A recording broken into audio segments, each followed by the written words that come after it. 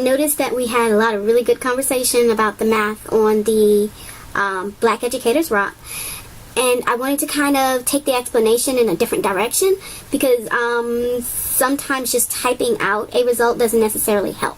So you guys kind of ran across the same thing your students have a problem with when they run across a math problem. When they have an answer, they fixate on it. And you can get really good reasoning out of them as to how they arrived at the answer they got to.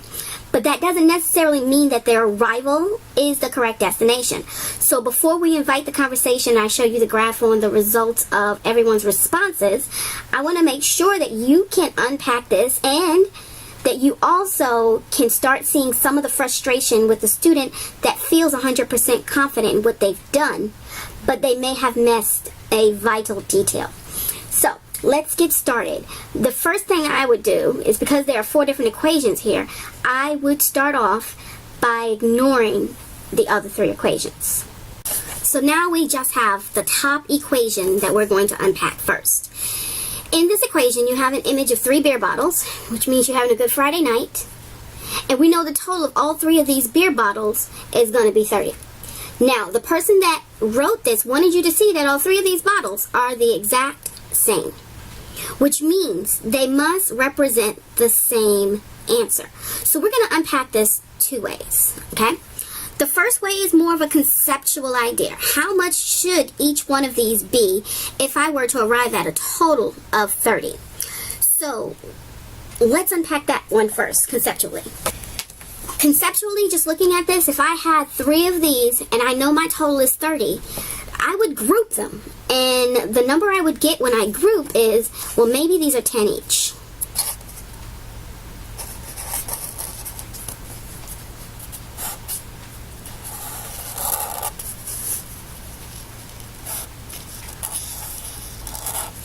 And then I would check my reasoning to see if I kind of am right.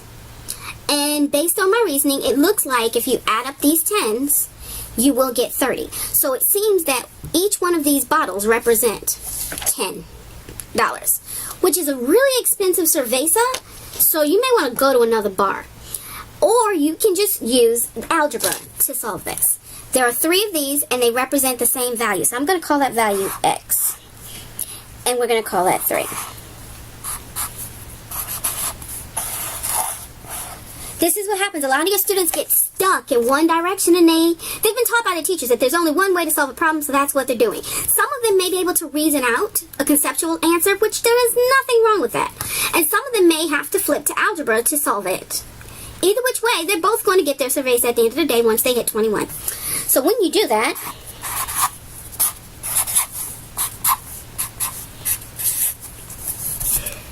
you'll see within reason that with reasoning or with algebra, you arrive at the same answer. So we are going to definitely say each one of these bottles represents $10. And this is going to be a magical $10 beer bottle, okay? I'm serious. So we have the beer's 10.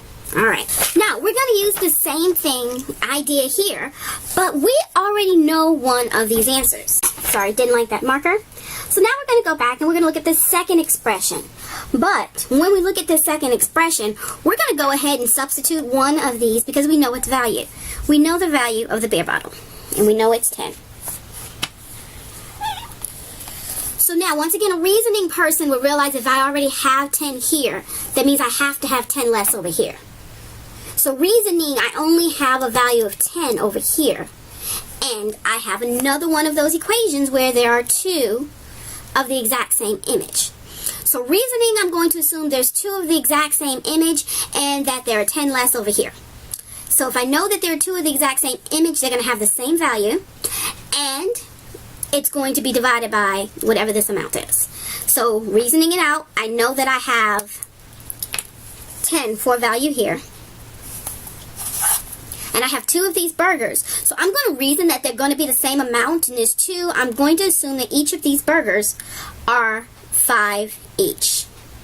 Now that's the reasoning. We can also do it algebraically. 2x equals 10.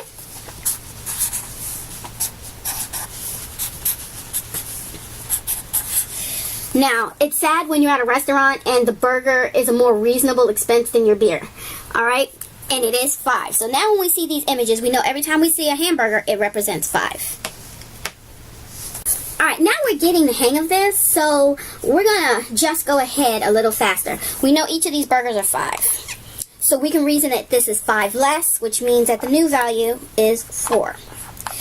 Now, everyone's getting this wrong, not because their math skills are incorrect. You have really solid reasoning for your answer. However, your reasoning isn't interpreting the artist for this picture.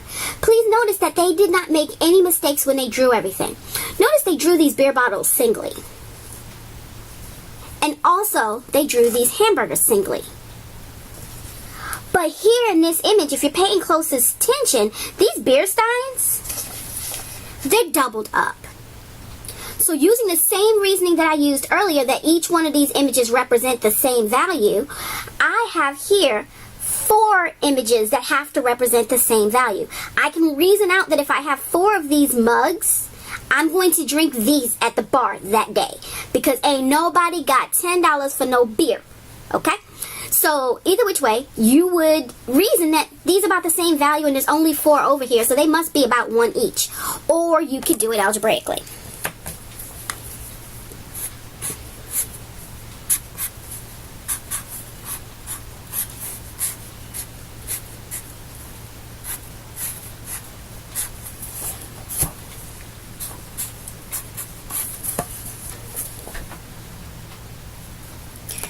So we now know 1 beer is equal to 10, a burger is equal to 5, and a beer stein is equal to 1.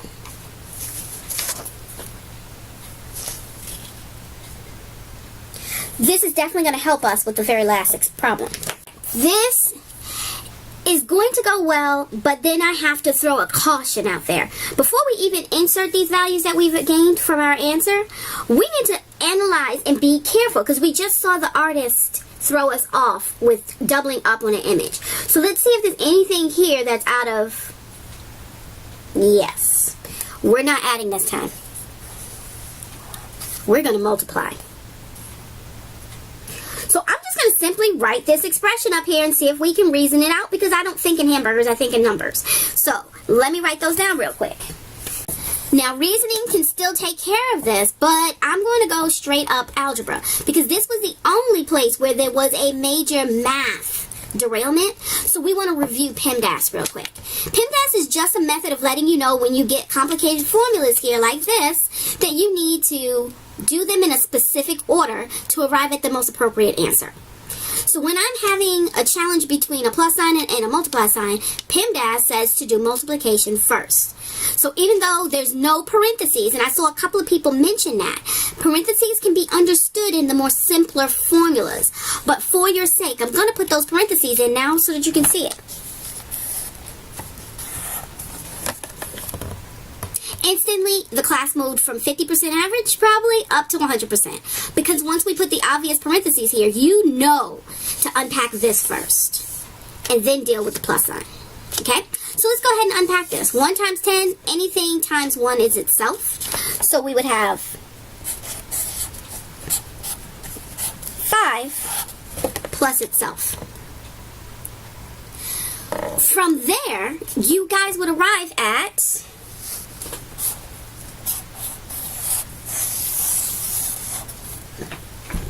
15. So that's how you solve problems like this. It looks like people wrong, but it's not necessarily about right or wrong. It's about the fact that everybody had these amazing conversations on how they reasoned out the math. And that conversation invited others to show how they solved it. And by doing that, believe it or not, we had a good group of people who changed, or I called them, edited their response, because they realized that, oh, I forgot to do PEMDAS, or oh, the artist's interpretation of the problem meant for me to notice that there were 4 beer signs. And we arrived at it. But you're going to have those students that are like adamantly, the world is flat. And so you have to kind of find ways to approach this without shutting them down. And some of the responses were shutting people down instead of encouraging them to reason it out. And sometimes it's more than one approach. So that's why I went with the visual, tactile approach to solving this problem. Because a few of you typed out the very visual, straight across, this is how we solved it. But some people were lost in the steps. So that's what they needed to see. Now, either which way, I hope you appreciate the graph I put together. And you guys are awesome. I love your contribution to this conversation. It was amazing. Thanks.